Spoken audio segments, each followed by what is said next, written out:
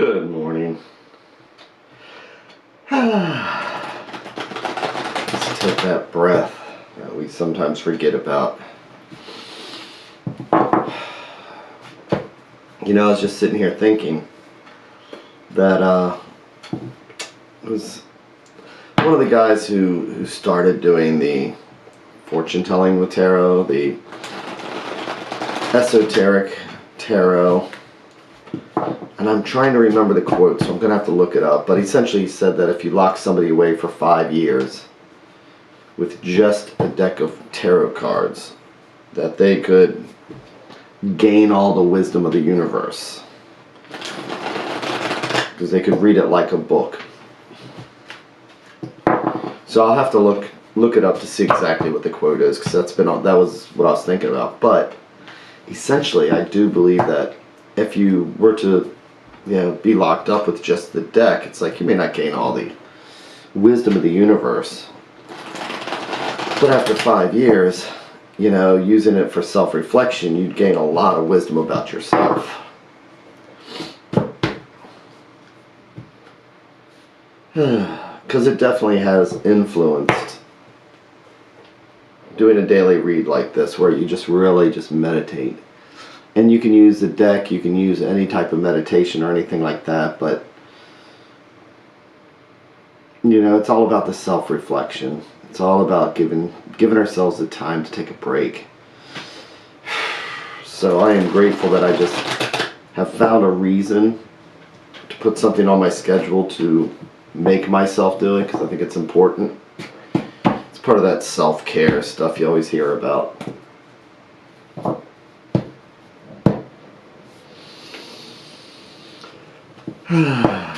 So, I'm just going to sit here, and when I hear the riffle of the cards, it reminds me to take that breath.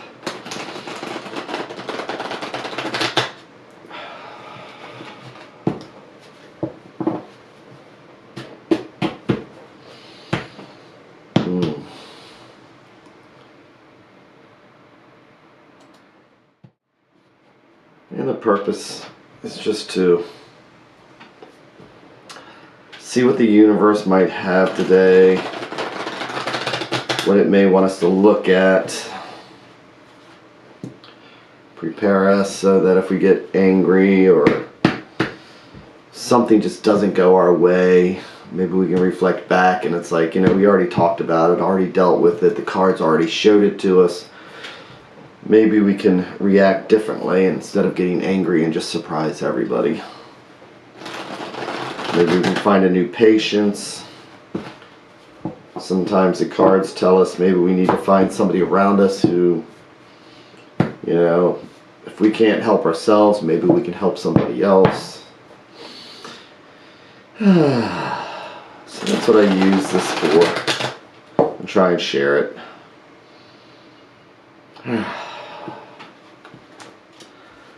So, yesterday was interesting. Let's see what, I'm going to use the same deck. Let's see what it has for us today. I'm going to split it into the 3. And each one of these decks is a different thread going out to the universe. Each one of these threads is a different conversation, a different thought to carry out through the day, a different lesson to possibly be learned. Because if I pull on this one, it'll be a different conversation than this one, or I'm going to see what's right on the inside today. So let's see what this conversation is.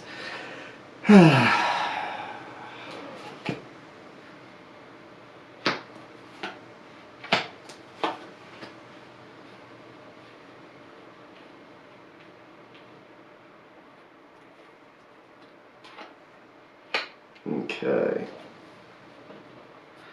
So, as I always say, I'm going to flip them over one at a time so I can read it like a book and do that stream of consciousness thing, because I think I may know what's going on and I think I know the exact direction it's going, and then by the time I get here, it changes the entire story around.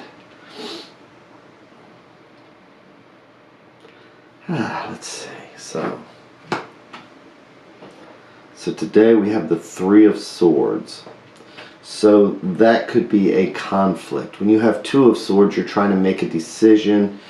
And then a third sword comes along and complicates what you're trying to accomplish.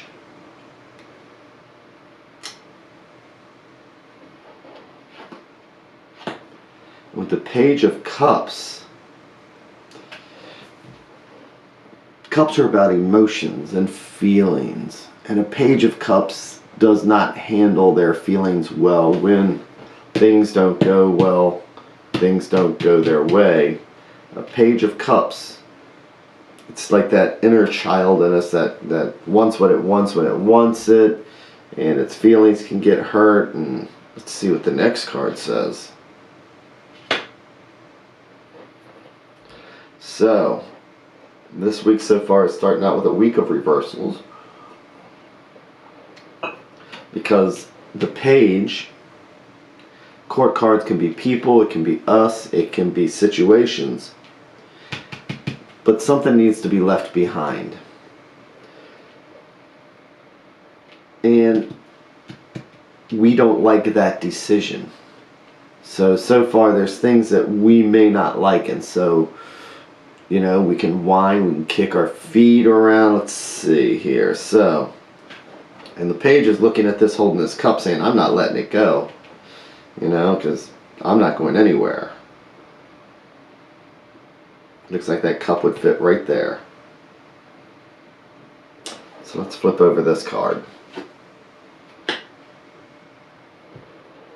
Okay. So the Nine of Swords is about anxiety.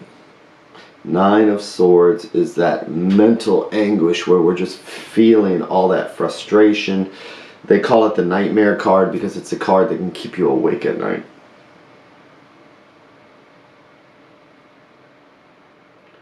So there's some things that we don't want to accept. We don't like that idea.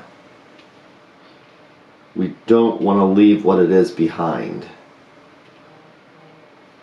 We react like a child. We react and it's like, no, you know, I don't accept this. And we keep up, we stay awake at night. So this is one of those things where we've made a decision that we're not going to accept the way something is. Why? Is it worth the anxiety that we feel? It may even be something inevitable, but we just don't like it. So how do we handle it? We have multiple different ways of handling it. You know, the appropriate way to handle it is, you know, this person doesn't look happy. In particular, in this situation, I'm not feeling the joy. But they know that there's a journey involved.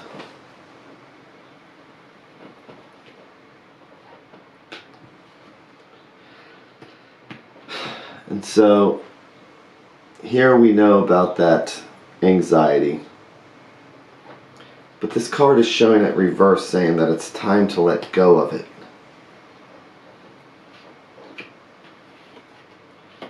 We need to not react like this. We need to become more emotionally mature about this situation. We don't like the fact that this has come along. It's like, you know, a decision's been made for us. Some people look at this, obviously, since there's a heart there, that this deals with romance, heartache, pain. It's what's causing us that mental stress that's keeping us up at night. But it's happened. And how we handle it is up to us. So I think that what this is saying today is that we don't need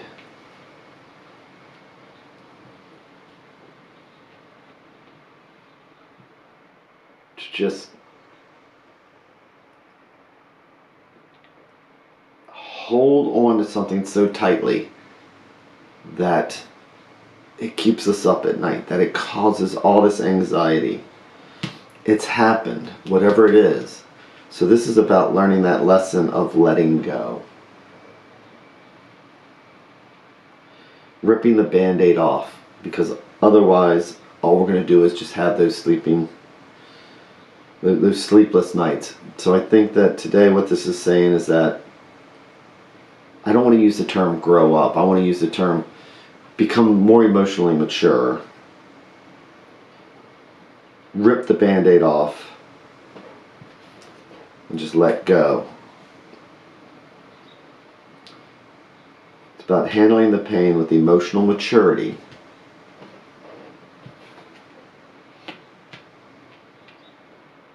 So we can just let it go.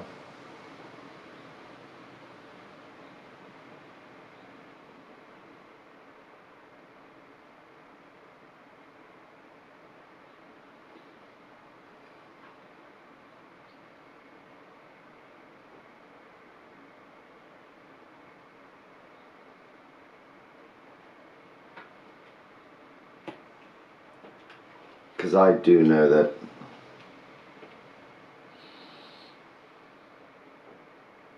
there's things that I just don't want to accept. I don't want to let something go. I like the way something is.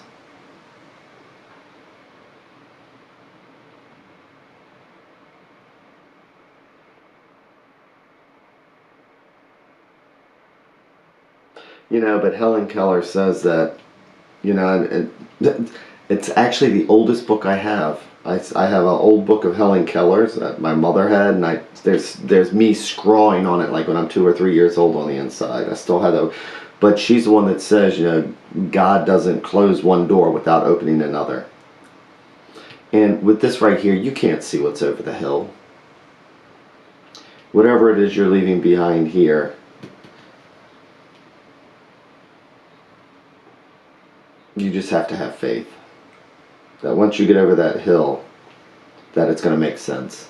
Or if nothing else, it's going to get better. But anything's better than that. So,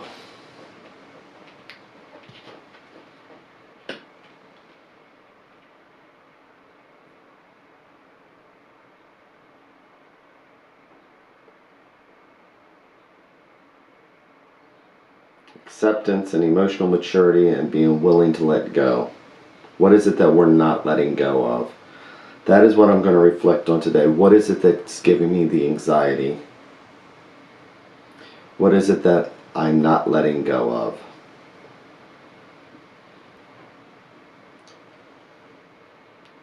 So what's causing us that anxiety? What is it that we don't like? Something happens. So what is it in our life that we don't want to let go of? We don't like what happened. It leads to that anxiety.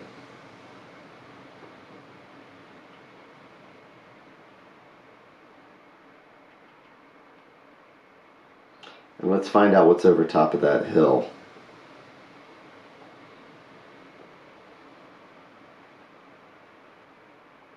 With the hopes that it will get better.